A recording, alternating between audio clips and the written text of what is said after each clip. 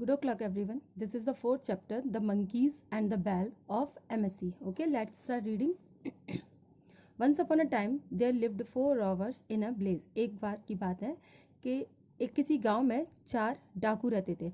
One day they stole a temple bell and ran towards the forest. एक दिन उन्होंने मंदिर की घंटी को चुराया और जंगल की तरफ भाग गए. A lion heard the jingle of the bell and became curious to locate the sound. एक शेर ने घंटी की आवाज़ सुनी और वह जानना चाहता था कि आवाज़ कहाँ से आ रही है. As soon as he saw the robbers, जैसे ही उसने डाकुओं को देखा, he jumped upon them and killed them at once. तुरंत ही उसने उन पर हमला कर दिया और उन्हें मार डाला. The bell fell on the ground और घंटी जमीन पर गिर गई.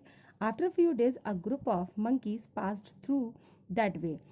उस रास्ते से एक दिन कुछ दिनों बाद उसी रास्ते से एक मंकीज का ग्रुप समूह बंदरों का वहाँ से गुजरा. They spotted the bell and carried it to their home. उन्होंने उस घंटी को उठाया और अपने घर ले गए.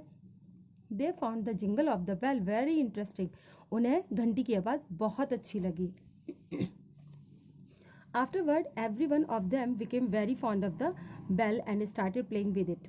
और हर किसी को इसकी आवाज़ बहुत अच्छी लग रही थी और उन्होंने वन बाय वन उसे एक एक करके बजाना शुरू कर दिया. वो उसे खेलने लगे. After every tiring day in the night monkeys would sit on the top of the hill in the forest and enjoy the melodious sound of the bell. melodious का मीन्स है स्वीट वॉइस, है ना. a melodious sound, sweet voice, मीठी आवाज़. रात में बंदर जंगल में जो पहाड़ी थी उसके ऊंचाई पर बैठकर उस घंटी की आवाज़ का आनंद लिया करते थे. The people of the blaze were afraid of the noise. गांव के लोग उसकी आवाज़ से डर रहे थे. Soon afterwards, the people from the blaze found the bodies of the robbers and proclaimed. जल्दी ही कुछ समय के बाद गांव के लोगों को वो डाकुओं की बॉडीज मिली एंड ये घोषणा की गई, certainly there is an evil spirit around here that kills human beings and then rings the bell to celebrate. ये किस वास्तव में कोई एक बुरी आत्मा है गांव में जो ह्यूमन बींग्स को, मनुष्यों को मार रही है और इस चीज़ को सेलिब्रेट करने के लिए वो घंटी बजाती है रात में. When the people heard this, जब लोगों ने इसे सुना, they thought that some demon was haunting there place, कि वाकई में हो सकता है कि कोई बुरी आत्मा हमारे गांव का शिकार कर रही है. Without giving any second thought, people started living the city in terror. और लोगों ने डर के कारण, भय के कारण अपने शहर को छोड़ना शुरू कर दिया. There was an intelligent and bold old woman in that place. उस गांव में एक बहुत बहादुर और बुद्धिमान एक औरत रहती थी. She thought to herself, उसने अपने आप से सोचा, आई डोंट बिलीव, मुझे विश्वास नहीं होता, that some demon is haunting this place, कि इस गांव को कुछ बुरी आत्माएं शिकार कर रही हैं. आई विल फाइंड आउट, मैं इसे ढूंढ लूंगी, पता लगाऊंगी, that who is ringing the bell, कि कौन घंटी बजा रहा है. At late night she went into the forest bravely and found that a group of monkeys were playing with the bell. रात में वह जंगल में बहादुरी से जाती है और देखती है कि ये क्या, एक मंकीज का जो ग्रुप है वो घंटी बजा रहा था. Now as the woman knew the secret about the bell, और उसे घंटी का जो रहस्य था पता चल गया. She went to the king and said, वह राजा के पास गई और उसने कहा, योर मैजेस्टी, महाराज, I am sure this evil spirit can be conquered by worshipping the gods. भगवान की पूजा, मुझे विश्वास है कि भगवान की पूजा करने से ये बुरी आत्मा पर विजय प्राप्त की जा सकती है. But this will cost money, पर इसके लिए धन लगेगा, पैसा लगेगा. If you can grant me some money, अगर आप मुझे कुछ धन दे देंगे, I will kill the demon and bring happiness to the village. मैं उस बुरी आत्मा को मार दूंगी और इस गांव में खुशियां ले आऊंगी. The king who was too afraid to get rid of the demon, राजा जो खुद भी बहुत डरा हुआ था, बुरी आत्मा से छुटकारा पाना चाहता था, granted the request of the woman, और जो उसने प्रार्थना की थी, उनसे रिक्वेस्ट की थी, वो उसको दे दिया गया, मीन्स मनी.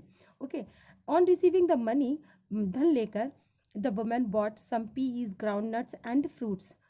धन लेकर वुमन क्या लेकर आई, वो औरत, पीज मटर, ग्राउंड नट्स मूंगफली एंड फ्रूट्स फल लेकर आई. She arranged a worship of the gods, और भगवान की पूजा का उसने प्रबंध किया, अरेंजमेंट किया. She made a circle on the ground, placed all the eatables and started worshipping the God's.